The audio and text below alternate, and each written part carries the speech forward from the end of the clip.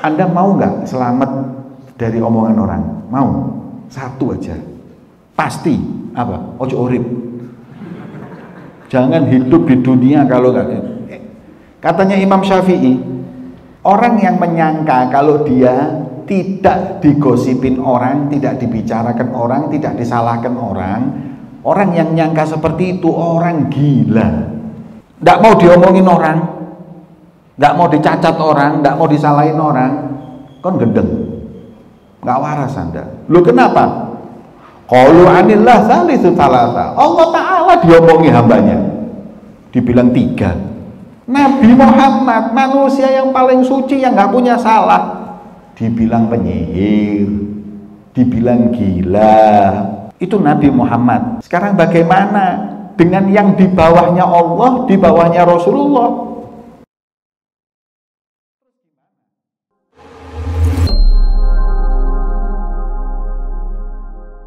Beliau mengatakan, wa kana Abu Sulaiman Ad-Darani, beliau berkata, ar-ridha 'anillahi ta'ala warahmah lil khalq.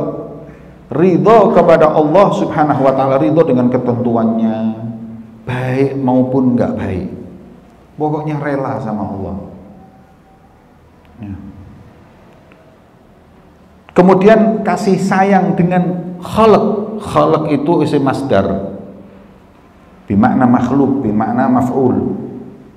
Al-khalq bimakna maf'ul, yani warahmah bil makhluk. Kasih sayang dengan semua makhluknya Allah. Min akhlaqil mursalin, bagian dari akhlaknya para rasul. Jadi akhlaknya para rasul itu pokoknya ridho dengan semua ketentuannya Allah, dan sayang sama semua hamba Allah bi'tibar khaliqihi, karena dia lihat penciptanya siapa.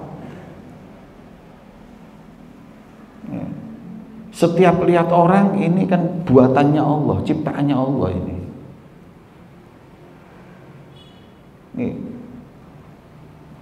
Apalagi kepada sesama muslim, ini kan umatnya Nabi Muhammad. Setidaknya dia itu bersyahadat kepada Allah dan syahadat kepada Nabi.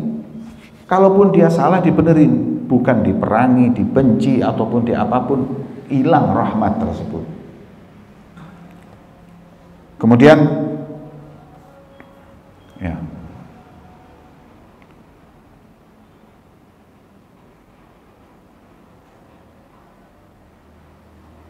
katanya Imam Syafi'i, ya, orang itu idza kunta dza qalbin qanu'in fa anta wa maliku dunya sawa'u. Orang itu kalau sudah ridho dengan rizkinya Allah, ridho dengan semua, ente dan raja-raja kedudukannya sama. Kemudian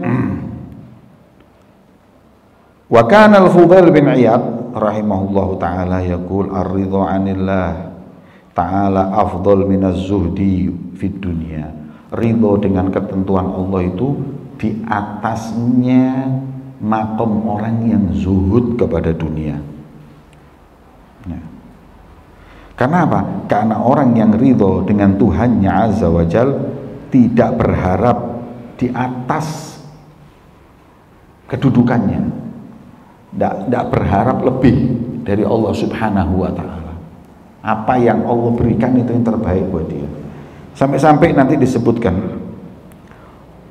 wa kana ad-Darani rahimahullah ta'ala yaqul law anna Allah ta'ala adkhalani an-nar lakuntu radiyan anhu.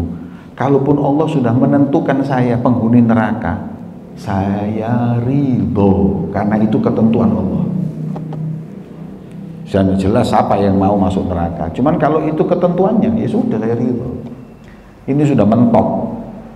Ya, seperti di Rasailnya Imam Ghazali itu disebutkan ada orang, ya, dia dikasih tahu malaikat kalau dia itu penghuni neraka. Jawabannya cuma satu, Allah ridho nggak saya jadi penghuni neraka? Ya jawabannya, ketentuan Allah kok Allah nggak ridho? Ya kalau Allah ridho, saya ridho, rela masuk ke dalam neraka. Nih. Bahkan kalau di surga dan Allah nggak ridho percuma. Yang penting Allah itu ridho. Buat mereka itu ridho Allah itu adalah ghayah. Tujuan utama hidupnya di dunia ini mendapatkan ridhonya Allah Subhanahu wa Ta'ala. Ya. Ini kan kita kebalik, kita hidup cari ridhonya orang. Allah nggak ridho, nggak apa-apa, yang penting orang ridho. Ini kita mau nikahkan anak, mau nikah atau nikahkan anak, bikin acara yang orang-orang seneng, orang-orang ridho. Mau nabinya sedih, mau Allahnya murka, nggak apa-apa, yang penting Allah ridho. Ini kita. Lu ini haram, ini nggak apa-apa, wis. Daripada orang-orang nanti ya rame ngomongin kita, mending dituruti aja. Nuruti orang, ninggalkan Allah dan Rasulnya. Ini yang kita lakukan. Nah, ini enggak gampang hadirin. Dan apa sih ridhonya manusia ini? Apa faedahnya? Kalau orang senang sama kita ini, orang memfavoritkan kita, orang mengeluh-eluh kita, memuji kita, faedah. Apa faedahnya? Ya, la yusminu wa la yughni min ju'. Gak lemu, gak ngilangi luwe.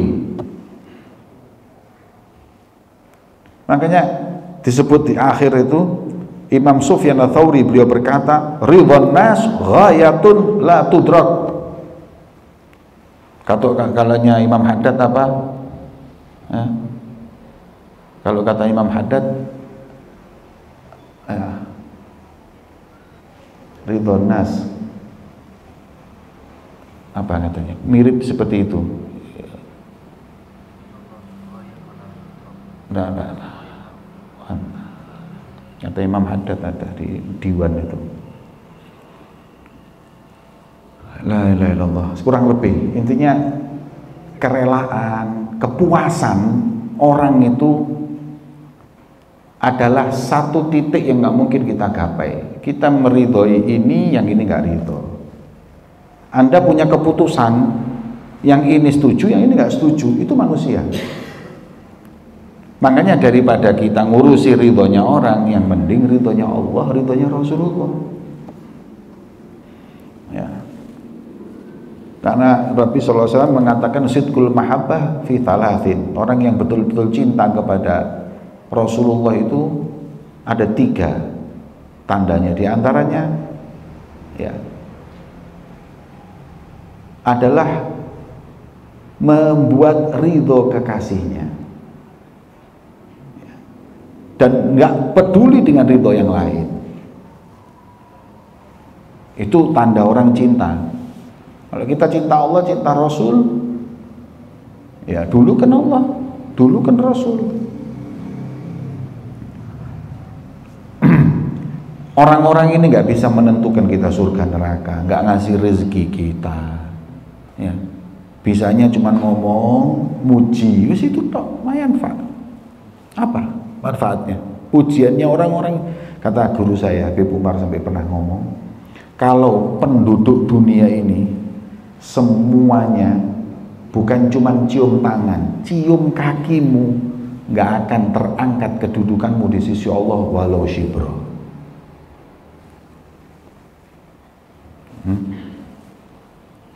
Sak dunia ini nyium kaki inti bukan tangan, tidak akan mengangkat kedudukanmu di sisi Allah walaupun satu tengkil, tidak ngangkat. Mayan, Pak. Ya. Kalau Allah ridho, orang-orang ridho, ahlan wa sahlan. Tujuan anak Allah, ente ridho ya alhamdulillah. Ya. Seperti hikmah yang pernah disampaikan oleh Luqman, Sayyiduna Luqman yang dikenal dengan Luqman al-Hakim, sampai ada suratnya sendiri Luqman. Ada yang bilang nabi, ada yang bilang rajul saleh, hakim, ahli hikmah. Nasihatin anaknya, nak, ya Jangan sibuk cari kepuasan orang, ridhonya orang, karena semuanya pasti perbuatanmu dikritik. Ya. Semua perbuatanmu dikritik. Ustadz nikah jejer sama pengantin perempuan di Kuwadi. Ini bener apa salah? Salah. Iya, nikah laki perempuan di Kuwadi, terus yang hadir perempuan-perempuan di depannya. Bener apa salah? Salah. Ikhtilat, haram. Tapi kalau kita nggak gitu, ruwet nanti orang-orang. Kon ngono ruwet, kon nggak ngono yo ruwet. Apalagi inti ustadz lulusan Hadramut, pulang nikah di Kuwadi lagi perempuan. Mau memuaskan orang, masya Allah, ustadz ini gak kaku, gak kayak Pak Agil batu itu. Rabi gak gelem lungguh bareng, gak gelem iki, opo, kaku. Ya, ini yang muji. Lah, yang satunya lah, belajar ado-ado mondok ngadramut lanang wedok campur. Ada yang ngomong. Ente nggak mau perempuan sendirian di Kuwadi, mana mantan lakinya nggak ada. Pengantinnya itu kaku. Mbu belajar apa radikal. Ya. Yang satu, masya Allah ya, pengantin lakinya nggak mau campur laki perempuan. Ada ridho, ada enggak, sudah itu hidup. Nah sekarang yang enak gimana? Yang Allah ridho yang mana? Yang Rasulullah ridho yang mana? Ya sudah itu. Mau dibilang kaku, dibilang radikal, monggo. Nggak ente mata selamin kalamin nas. Kemudian ceritanya Luqman Al-Hakim, ya.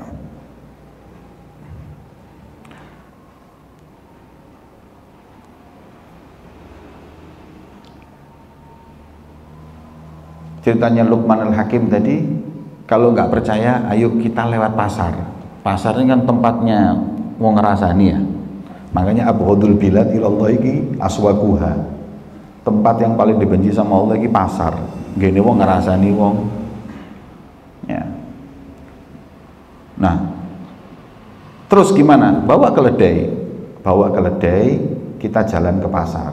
Terus keledainya saya yang naik, kamu yang menuntun. Lewat pasar, Luqman naik keledai, anaknya nuntun. Sudah, sekarang survei omongannya orang. Bapak kejem. Anaknya suruh nuntun, dia enak-enakan naik keledai. Berarti salah kan? Iya Pak. Sekarang gantian, kau yang naik, aku yang enggak.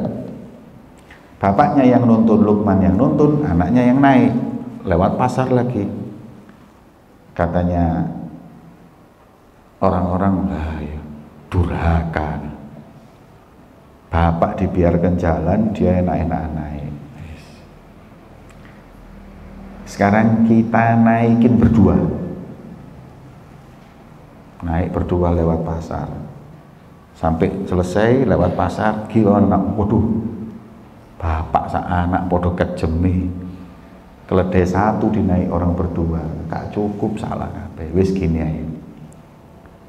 Nggak usah dinaiki, tuntun bareng. Tuntun bareng keledai lewat pasar lagi. Apa? Anak bek bapak podo goblok. Keledai tuku, beli keledai nggak dipakai, buat apa? Ada yang benar. Nah, kalau saya tambahi di ceritanya itu, coba suruh keledainya yang diangkat bareng bapak mbak anak, pasti ngomong bapak mbak anak podo gendengi. Ada benernya. Hadirin, Anda mau nggak selamat dari omongan orang? Mau?